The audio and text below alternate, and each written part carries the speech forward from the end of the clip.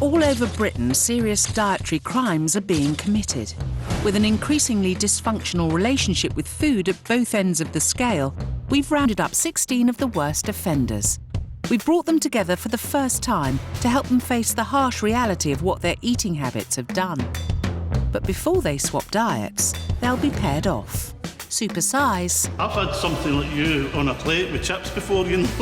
Versus Superskinny. You've got bigger boobs than I am. Each pair will be sent into the feeding clinic to confront their dangerous eating habits in order to kickstart a new, healthier lifestyle. Everything's just so overwhelming. Give me something to eat now. Dr. Christian visits the fattest city in the States for a frightening snapshot of where us Brits are heading if we don't get a grip on our own obesity epidemic. We see a lot of obese patients, a lot of diabetes, high cholesterol, see a lot of heart disease. And do you think this problem's getting worse? Absolutely. And from body dysmorphia to disordered eating to exercise addiction, we're exploring the lives of 6 men and women who've suffered from life-threatening eating disorders.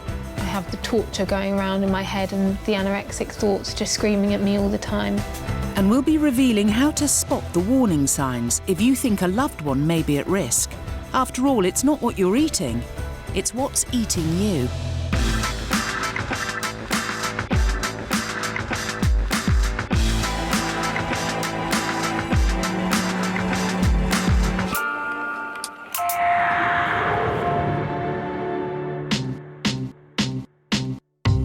By 2020, a third of us will be obese.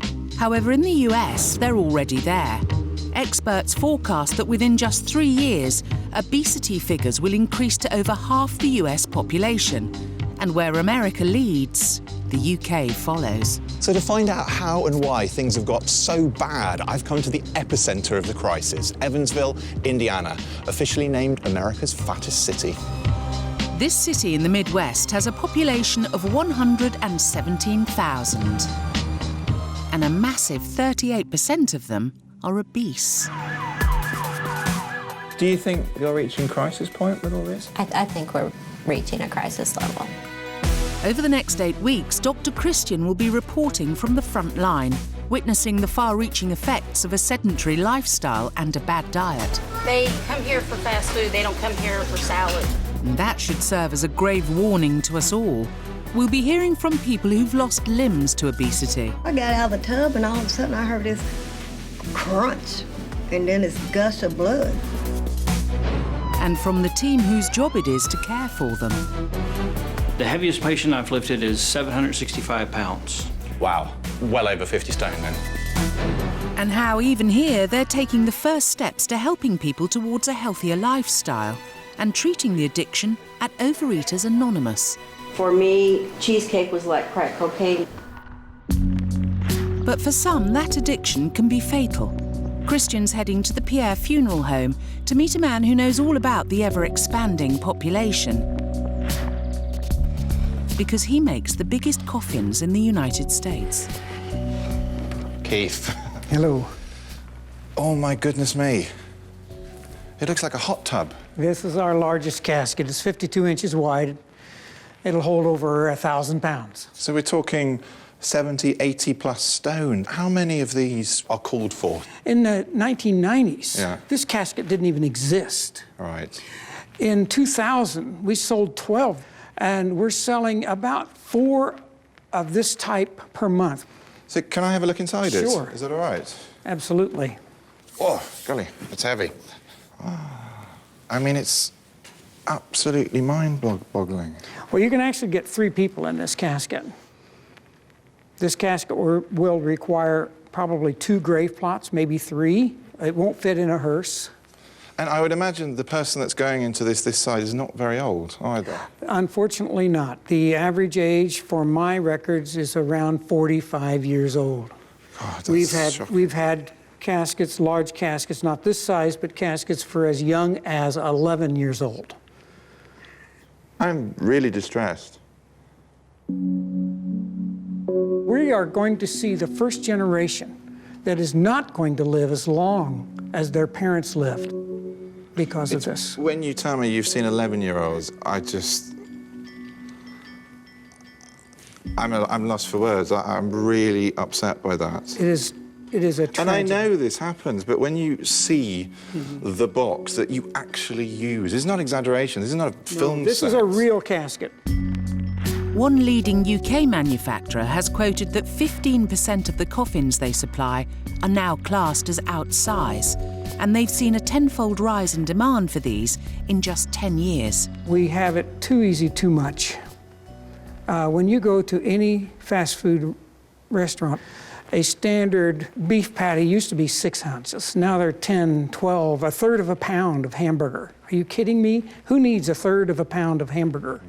No one. No one. We think more is better. More is not better. It's clear that obesity is a disease that has far-reaching effects, in death as well as in life.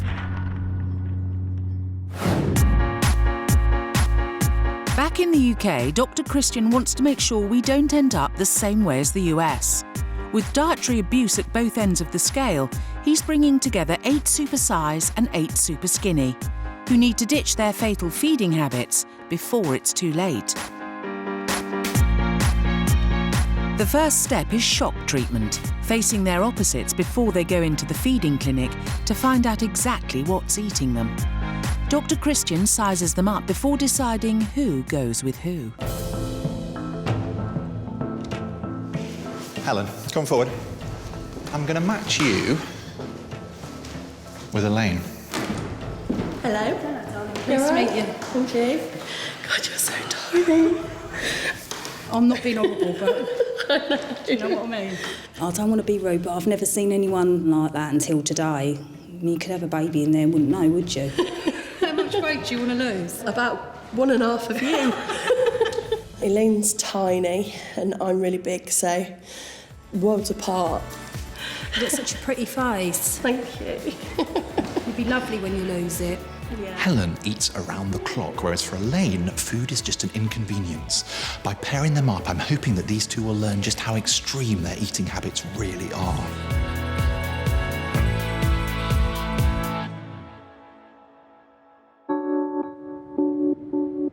It's the middle of the night, and while most of us are asleep, something's stirring in Loughborough. It's 37-year-old Helen Simpkin. I'll wake up at 2 o'clock in the morning and I'd go for some crunchy nut cornflakes with cream on and sugar. I'd then have some brown sauce on toast, which sounds revolting, but it's really yum, and a couple of bars of chocolate as well. Then I'd probably have an energy drink to wash it down. I'd also have 3 or 4 bags of crisps. I do this every day. For Helen, eating is a round-the-clock activity, which is why she weighs in at just over 25 stone. 5 a day, 5 chocolate bars a day. That's the only 5 a day I get. Overlooking the small fact that she gets through over 5,000 calories a day, Helen has another reason why she's the size she is. Shiny avocado. I know I'm extremely overweight. I put it down to having 5 children in 4 years. She's a bit chubby. Yeah, and I want her to jog. But it's not just that, and I know it's not just that. Because when the kids are at school, nothing comes between Helen and her breakfast. I lay them out on my bed in the order that I want to eat them, so I can focus on the job in hand. It's definitely a daily ritual, and it's Helen time, and I love Helen time. This is like going on a roller coaster, like having a go in a Ferrari. This is just my best thing ever.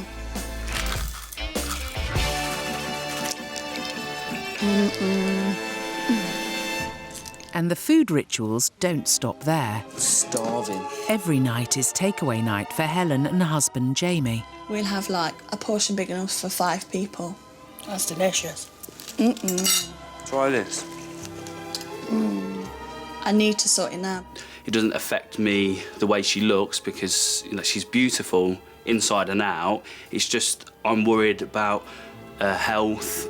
It's spiralling out of control and I'm just getting bigger and bigger. The opposite is true of Elaine Chapman from Kent. At just 6 stone 5 pounds, food is off the menu. Instead, she's got a serious tea habit. I probably drink 12 to 20 cups of tea a day with 2 sugars in. That's what keeps me going. I do like my cup of tea. And when she does eat, Elaine's portions are tiny. I'm trying to make myself eat more. If I'm at home, I'll always have a cheese slice for lunch. I eat even less than what a child would eat. She just eats rubbish. She doesn't ever eat proper food. There's loads of stuff that I've never tried because I think I won't like it. Colours put me off. I don't like yellow food. I don't like white food. I mean, eggs are my worst. When I look in the mirror, I just see like a child's body. I think I look like I'm about 12 or 13. I want to look like a woman, not a kid. But before Supersize and Superskinny enter the feeding clinic, Christian's giving Helen a Supersize kickstart by sending her to the US for a terrifying glimpse of her possible future. My name is Pauline Potter. I'm 48 years old and I am 50 stone. I think about food a lot. Spaghetti and French bread, chocolate, ice cream. I'm really into brownies, homemade cookies, or anything that's found in a bakery. I'm a compulsive overeater. Coming up, Helen sees what life's really like when you're so big you can barely move. What the heck? And gets a supersize shock when the doctor calls. Surprise. Oh, hello. Hello. Back in the UK, Elaine and Helen enter the feeding clinic. I'm not being horrible, darling, but you're going to kill yourself if you carry on like this. I know.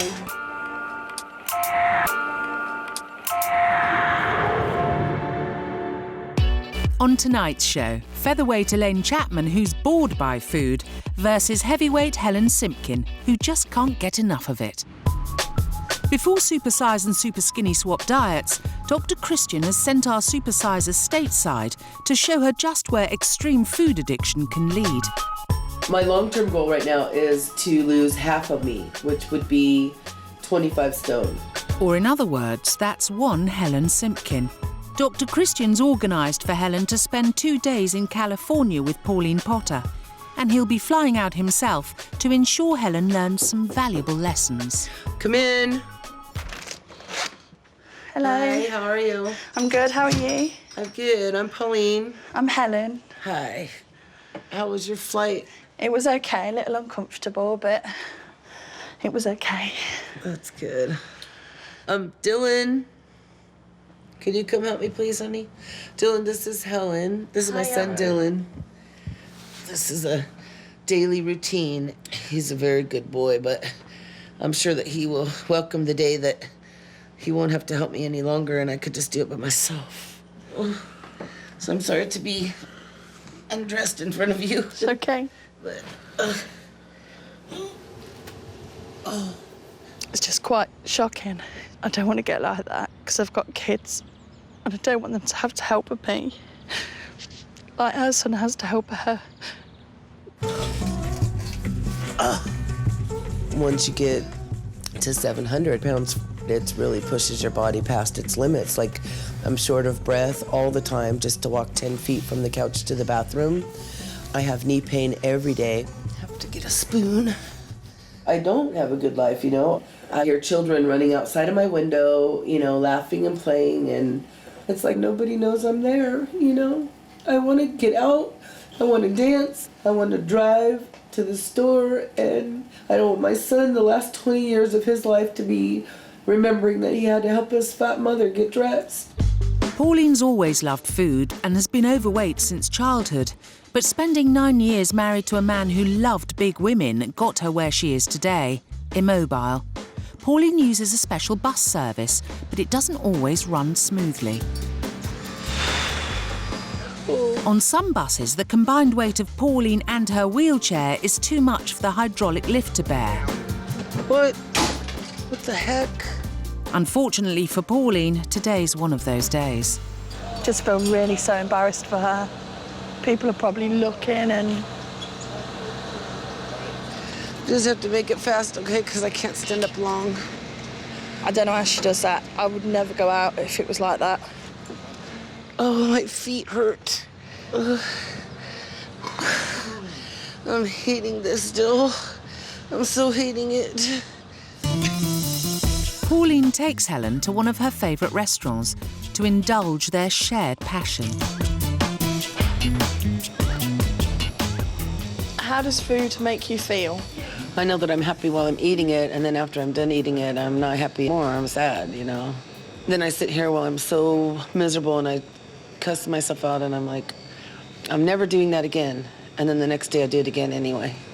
Why did I let it get to this point? That's my biggest regret. Because I've seen you today and the struggles that you have to put up with and how hard it is for you, I know that I won't be putting on any more weight. From now on, I'll just be losing weight. Good for you. That makes me happy because I wouldn't wish this on anyone. You know, it's like, it's a big struggle every day. It's a big struggle. Unbeknown to Helen, Dr. Christian's arrived to check our Supersizer's getting the message and to see where Pauline's going so wrong. They do have a lot of similarities. They both like their junk food. They both have children whose lives, really, they're missing out on because they cannot go out and about with them very much anymore. And both of them really need help performing just the activities of day-to-day living. I'm the biggest mom at the school as well, yeah. Surprise. Oh, hello. Hello. How are you doing? I'm OK, how are you? I'm all right, thank you. Fancy seeing you here. Pauline, I'm Christian. Nice to meet you. Hi. Hey. Hi, this is my son, Dylan. Dylan, good to meet you as well. How you doing? Back home, Dr. Christian wants to find out how being so grossly overweight has affected Pauline's health. I do have knee pain every day. Just taking that little 3-inch step over the threshold is hard for me. And do you see similarities there with you? Yeah, I do. My knees are not good. If I crouch down, I really struggle to pull myself back up. This is not going to get better, it's only going to get worse if you carry on, and you are living proof of that, aren't you? Yep. The big problem you had, actually, was that you didn't develop any serious medical things, you know, because actually you could just chug along. Yep. And you didn't get any shockers. You didn't get the diabetes diagnosis, the heart attack, the high blood pressure diagnosis, did you? Which may have made you wake up and go, right, it's helped me to not think it was important enough to take care of yet. And Helen, I know you're pretty much half Pauline's weight. What I don't want you to think is, oh, well, that's all right then. No, I don't. I'm only half her weight, because... Even I struggle. Pauline was your weight once. Yeah. Like, I'd give anything to weigh what you weigh right now. I would give anything to not have to, you know, burden my son. It's quite easy to see that Pauline has no quality of life whatsoever. The really sad thing, though, is looking at her son, Dylan, who's 18 years old. He has no quality of life either because of the state his mother's in. Pauline says she's worried about her son and that she hopes to lose weight, but is she really serious? Her freezer's full of waffles, burritos, ice cream and ready meals. And then, I mean, big, big bags of potato chips and tortillas and stuff like this. Oops. I noticed that all the sodas that you have as well, they're all the kind of full-fat, full-sugar sodas, aren't they? None of them are diet versions. I don't like the diet ones. You can't carry on drinking these. Right. Because these are so high in sugar and calories, you know. I mean, you are really going to have to find an alternative. The human in me really hopes that Pauline does this and lose the weight. The doctor in me finds it very hard to believe that she actually will. Has seeing the state Pauline's got herself into had the desired effect on Helen? It's been eye-opening. I hoped it would shock you a bit. It did. But it's been relatively easy for Pauline to get to that size, hasn't it? Yeah, like it's been relatively easy for me to have put on the last £100 that I've put on. What's this going to do for you? More than anything that anybody could have said before, this has done the trick. Christian leaves the ladies to say goodbye. OK, take care. You too. It was nice meeting you.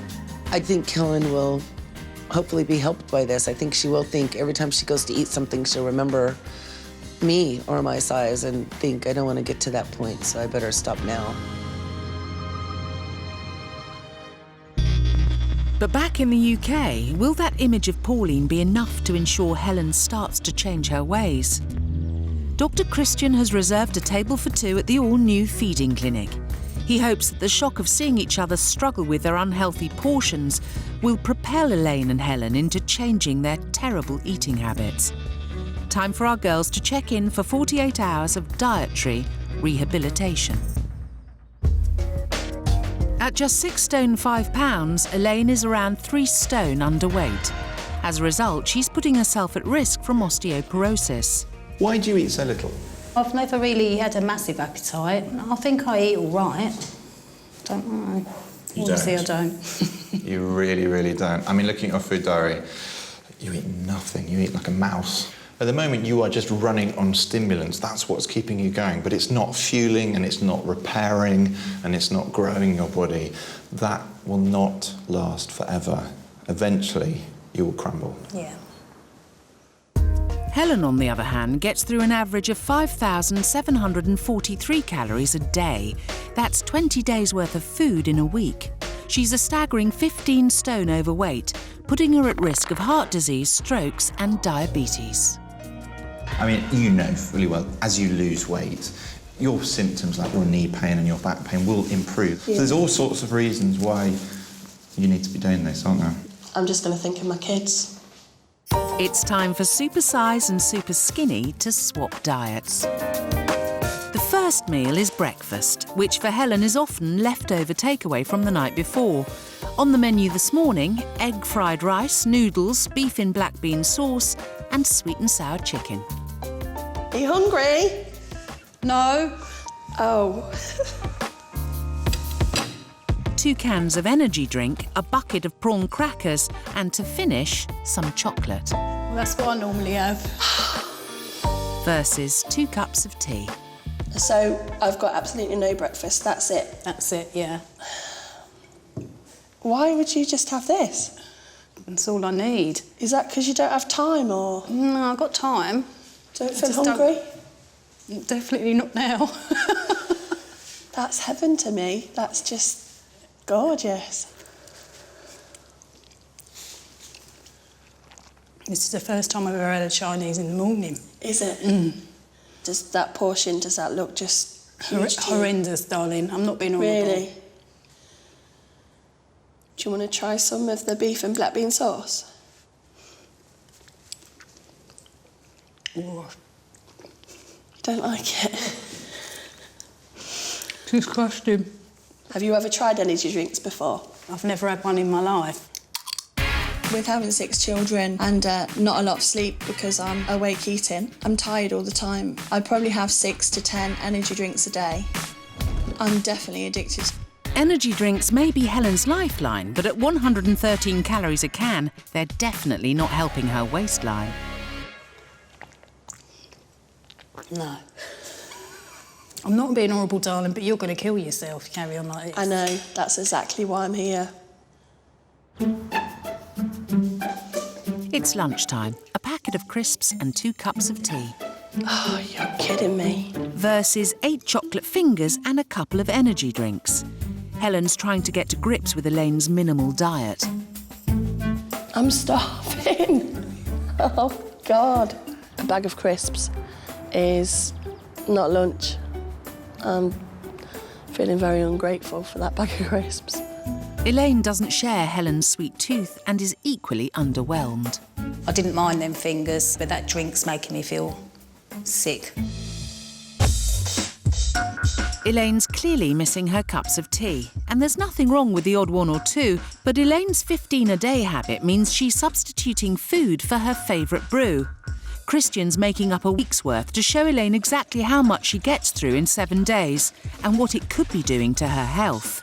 He's adding 105 tea bags worth of tea to 31.5 litres of water. No wonder there's no room for food. Let's talk about what's actually in tea to start with. This is tannin, or tannic acid, and this is the thing that gives tea its sort of very characteristic flavour. Drinking too much tea on a really poor, minimal, restricted diet is problematic for a number of reasons. Tannin reduces the absorption of iron from your food, and as you don't have a lot of iron in your diet anyway, this is going to be affecting the amount of iron in your body. Right. The other reason why you drink tea, apart from the tannin, which gives you the taste, is the caffeine, which gives you the boost.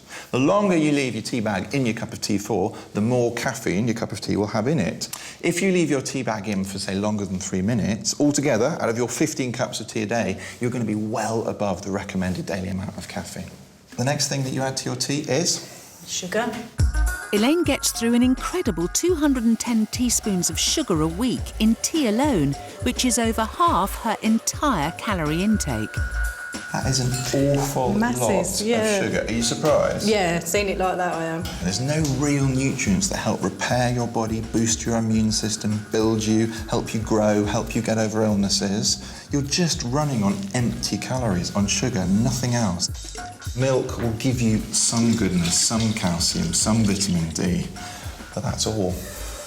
And if that hasn't quite got through to you, then I'm going to show you the actual medical implications of not having enough iron in your diet. So the first one, this is a condition called koilonychia, which basically means a spoon-shaped nail. It's disgusting. And that is one of the effects of iron deficiency. So it has a very significant effect on the body iron, but its most important function is carrying oxygen around your body. If you don't have enough iron, you get very, very anemic, makes you pale, makes you tired, can give you chest pain, palpitations, and funny shaped nails like that. Can also do a couple of other rather nasty things to you. That's a very sore, angry, red tongue. It's a condition called glossitis. This can be very painful. The tongue can get really enlarged, and it can also get massive cracks and fissures in it. It's very unpleasant. Iron deficiency can also cause hair loss, okay? And if you're drinking that much tea and eating as badly as you're eating, you are almost certainly going to be iron deficient and not necessarily far off developing something like this. OK. Scary? Yeah, I don't like the look of that at all. Good. It's made me think I am going to cut down on the amount of tea that I do drink. I still drink it, but just not in the quantities that I do now. Coming up, we meet Ellie, whose eating is far more disordered than Elaine's. There are times when I look in the mirror and all I see is flab and rolls. And in America's fattest city, Christian witnesses the shocking effects of obesity. But it's a bit of a mess down there. Yep, one toe missing.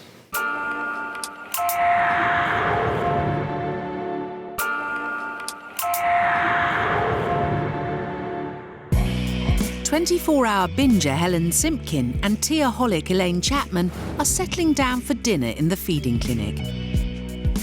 And for Helen, it can't come soon enough. I'm starving, love. Yeah. Bless you. How are you feeling? I'm feeling really, really shaky and not too good. Nothing to chew on yet, Helen. It's a bowl of vegetable soup and 2 cups of tea versus a 14-inch pizza and more fizzy caffeine. That ain't big, is it? I'm starving. Do you want to eat this or can I chuck it at you? I'm laughing, but I'm cross. And Elaine's experiencing something new. I actually feel hungry, believe it or not. Do you? Because I've not had any tea today, I think. That's what it is. I can't eat this. This is just like... Well, it's just soup, babe. It's just like dirty dishwater. It's nothing. It's flavouredless and... Can't eat it. It's horrid. And I ate it. Give me something to eat now. Helen's being pushed to her limits, but seeing what Elaine was faced with is having the right effect. It's made me realise that my portions are way too big. If I bought that pizza, I would have bought it for 3 of us. But there's no way in the world I could have ate the whole thing. No, it's enough for me today. Sorry, Elaine, not quite done yet. 3 hours after dinner, Helen appears with supper, kebab, chips and onion rings. Supper? Supper. Just try a little bit. Is it that bad? Yeah, it's horrible. Babe, this is so unhealthy. Yeah, it's actually making me feel quite bad. I really don't think I can eat this, Helen. It's the end of day 1 in the feeding clinic. Or is it? Elaine's been tucked up in bed for 2 hours, but she's about to be rudely interrupted with a late-night chicken slice and a packet of custard creams. Wakey, wakey. Elaine?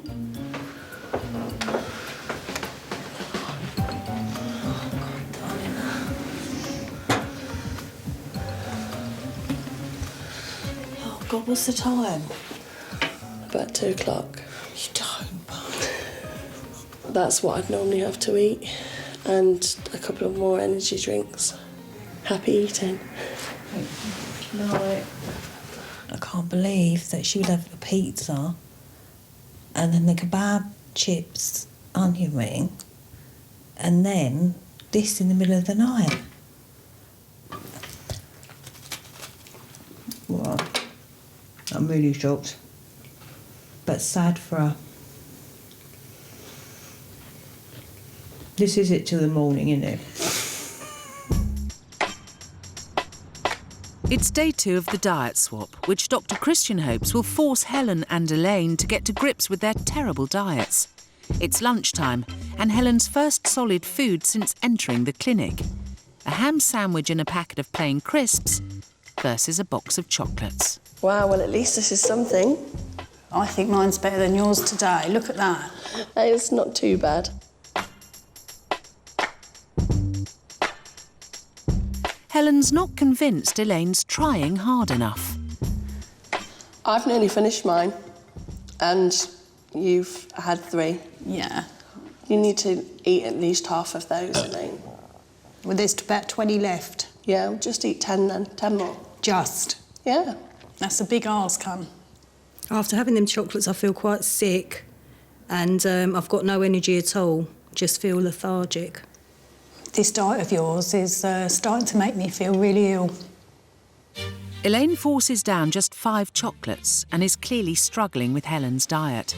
She's also having to confront her own unhealthy relationship with food for the first time. But for the 1.6 million people in the UK suffering with an eating disorder, it's a daily battle.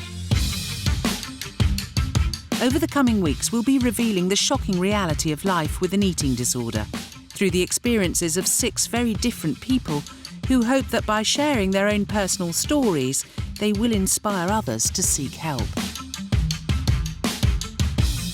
Tonight, we're meeting 18-year-old Ellie. The main cause of my dramatic weight loss was the operation that I had. I had to have my jaws broken and reset because they were out of alignment. I couldn't eat for a period of about 2 months, and I was on a liquid diet, and gradually I started losing weight. When I suddenly realised that actually I can be thinner, I can lose some weight, it motivated me to continue on with the weight loss. Before the operation, I weighed 8.5 to 9 stone, so I was by no means overweight. And then when I started losing weight, I went down to about 5.5 stone, I think. Currently I'm about 5 stone 10, and I'm in the process of trying to regain my weight.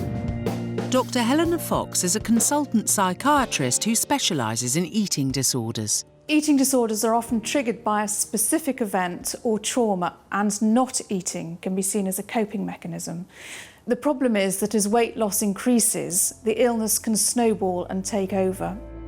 And for Ellie, the change was rapid and dramatic. It's a very emotional situation because you see your daughter wasting away, and you are powerless to do anything about it. Before my eating disorder, I was doing a lot of sport.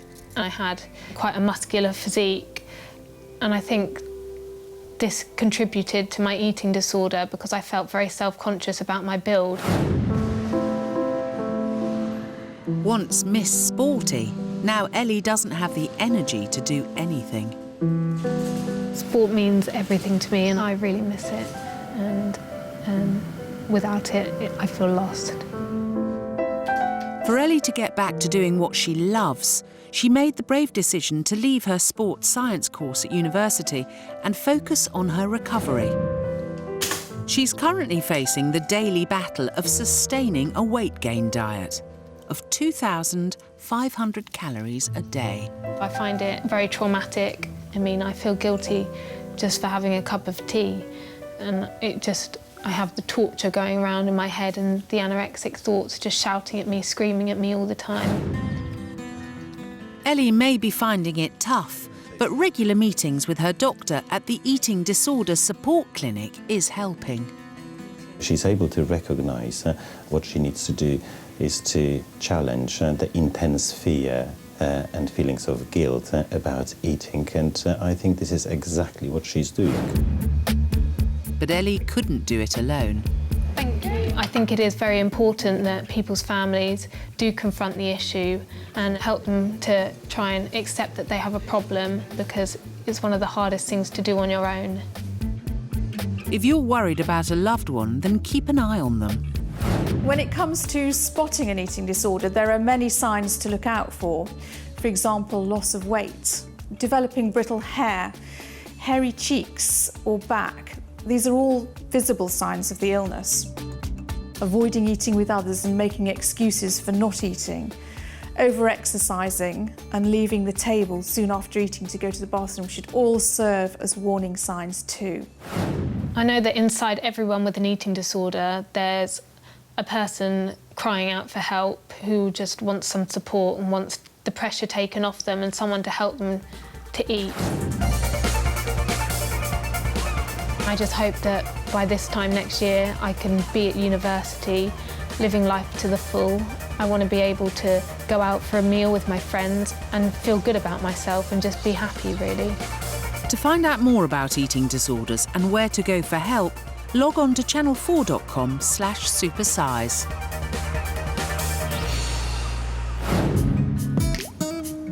It's the Last Supper in the feeding clinic before Dr. Christian hands over the healthy eating plans. And it's a Supersize versus Superskinny Chinese. What is it? Wing. A wing? I wouldn't eat that. Helen's diet seems to have already started, and there's no stopping Elaine. You're doing well. You look hungry. I'm a bit hungry now. So you're going to finish it all off today then? I'm going to try my bestest. So all you've had today is a ham sandwich and a bag of crisps? Yeah. You're not hungry? I'm not actually, no, I'm fine. Do you fancy one of these? No.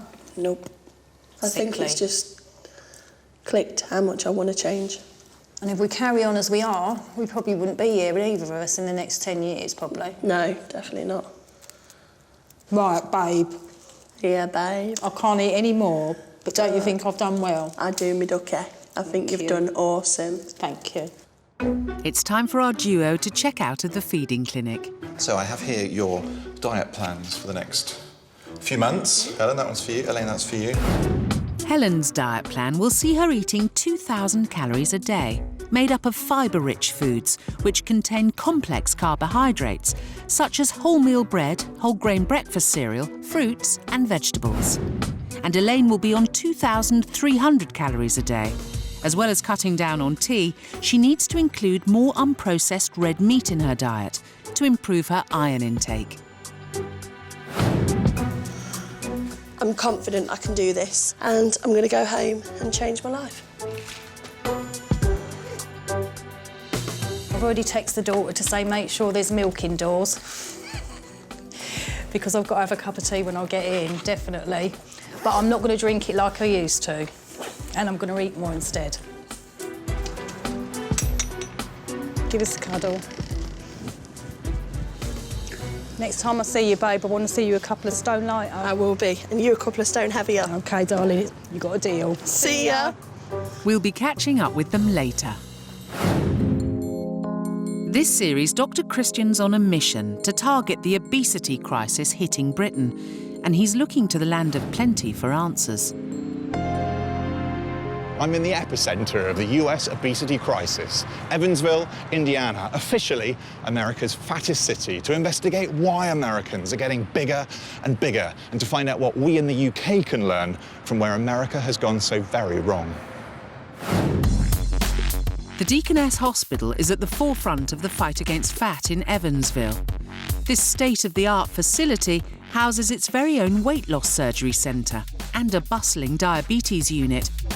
And with over a third of patients overweight or obese, they've got their work cut out. Obesity-related heart problems are all too common, and today Carmelo Ramos, who weighs 28.5 stone, has been rushed in. Mr. Ramos came in with some chest pain, so they want to do a screening for any significant blockages in the heart arteries. To find out how well Carmelo's heart is functioning, he needs to have a cardiac stress test. Usually this would be done using a treadmill, but due to Carmelo's size, the doctors have to do an alternative procedure. Dr. Moore's come in to administer the drug that's going to speed up our patient's heart. This will stimulate the effects of exercise so he can assess how the heart is functioning when it's working hard. You know, this may make your heart speed up even more, okay? Don't be alarmed. Mr. Ramos's heart is now beating at the rate it would be if he were running. His blood pressure is 235/117. I just went to 40 max of W.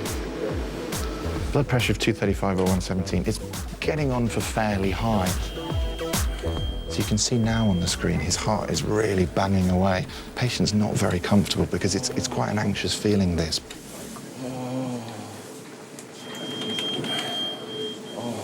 Can you rate your pain for me right now, 0 to 10? Oh, God, it's a 9. Despite the chest pains, Carmelo's heart is functioning normally. But it's a tragedy that he has to be given drugs to increase his heart rate rather than just getting on a treadmill.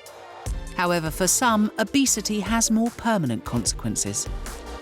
Nancy has a diabetic ulcer, and she developed an infection in that ulcer, and now it has spread to another part of her foot as well. But there's a bit of a mass down there.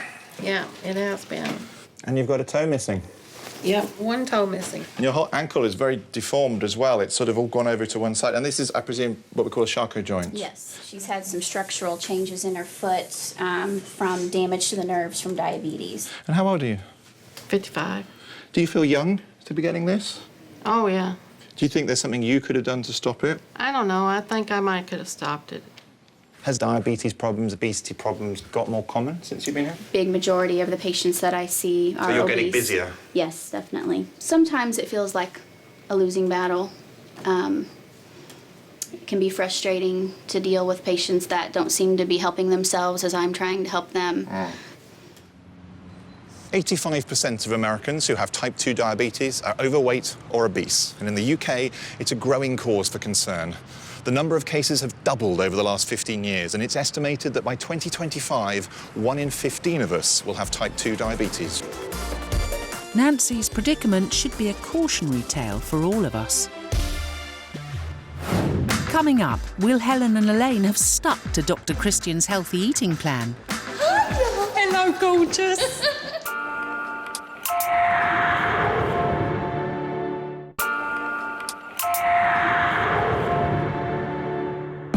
It's been 10 weeks since midnight muncher Helen Simpkin and tea addict Elaine Chapman left the feeding clinic.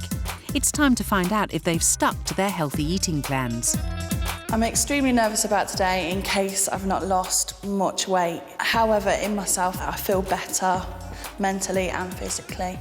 How has it all been? Tell me. No chocolate, no sugar, no energy drinks. That's huge for you. Yes, it is. People used to say, like, oh, if you're depressed or you feel a bit low, it's because of all the sugar and the rubbish that you eat. And I never really believed them. I thought, no, it's not. But, you know, 3 weeks into eating healthy, I could tell a huge difference. Really could. I'm so pleased to hear you say that. And you look great. Thank you. One of the things that I found very poignant that you said to me was the fact that your weight was really stopping you being a mum and playing with your kids. Is that starting to change too? I'm not afraid to get down on the floor now and just mess about. And we're going swimming next week as well as a family. Excellent. I've never done that. You've never done it before? Never done that. Are you looking forward to it? Really am, yeah. I'm quite nervous. I don't want to let anybody down, but I'm happy I'm here. Can't wait to see Helen again. Elaine, hi. Hiya. Welcome back. Thank you. Good to see you. Nice to see you too. Tell me how it's all been. It's been okay. I've struggled at times. What sort of changes have you made then? I'm eating about 6 times a day now as compared to 1. That's brilliant. It is for me. That's a different person Yeah. talking. And so tea-wise, what are you down to now? Well, I was on 15 to 20. I think I'm on about 10 now. So you have cut down? I have. Not out? Not out, no. But it's I don't no think I longer could. substituting food, is it? No, it's not. You're eating properly, and that's the important thing. Yeah.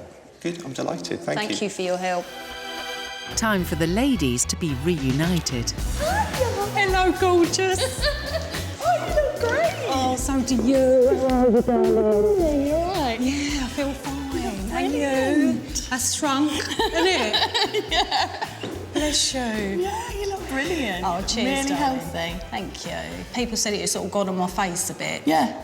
Right, ladies, I'm coming in to interrupt you and put you out of your misery. Elaine, I'm going to start with you. In an ideal situation, what would you have liked to have achieved? What would you like to have gained? About half a stone. That much? I would like to have. That sounds an awful lot. I know. I don't know. You've put on half a stone. Oh, I have. You have, Oh, which is fantastic. Really pleased. Amazing. That's a huge amount. When you think It you is for started me. off not very much, half a stone is massive. That's really, really good for me. And the changes that you've made are fantastic as well. Right, Helen, and you then? There was an awful lot for you to do. Yeah.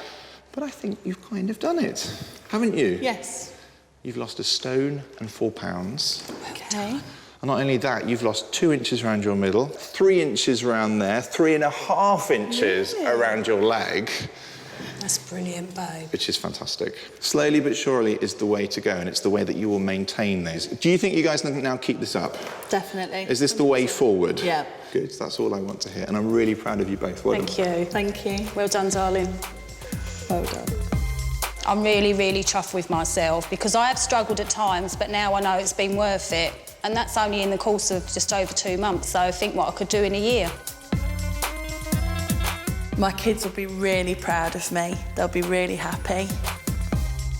I'm definitely going to carry on. I'd like to put a stone on altogether, be about sort of 7.5 stone. I know it don't sound a lot, but for me it is, it's loads.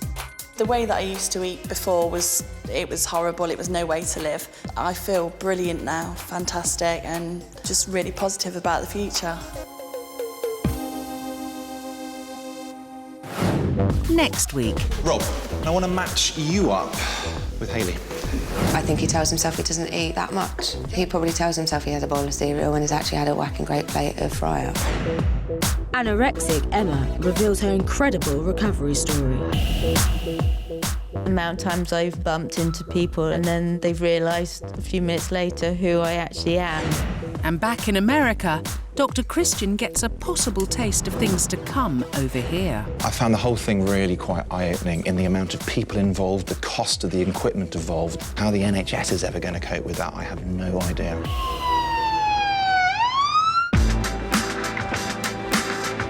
A trio of fathers try working for a week in a nursery. Should be a steep learning curve in Daddy Daycare tomorrow at 8. Next tonight, differing attitudes to education and a 16th birthday party for Santana in Big Fat Gypsy Weddings.